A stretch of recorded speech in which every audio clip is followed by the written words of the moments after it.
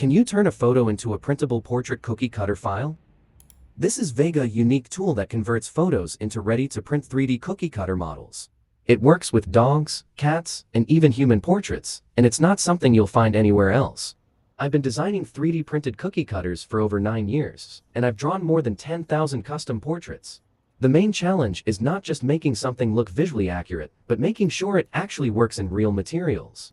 The lines need to be clean, readable, and properly structured so they translate well into a physical object.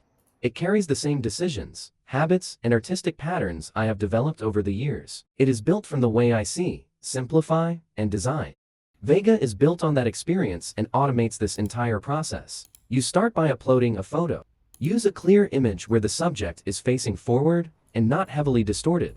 It's also important that the head is clearly separated from the body. Avoid photos where the head blends into the body and the outline is not clearly visible. If needed, you can use background removal tools before uploading to make the subject more defined. Cropping is the most important step. Here's an example of a bad crop. The face is too zoomed in, and parts of the head are cut off. This removes important structure. Here's another common mistake. The subject is too small, with too much empty space around it. In this case, the model loses focus, and the result becomes less detailed. And here's a good crop. The head is clearly visible, the boundaries are not cut off, and the face is centered inside the frame. Once the crop looks good, you can generate the model. The system creates a printable file that's ready for 3D printing.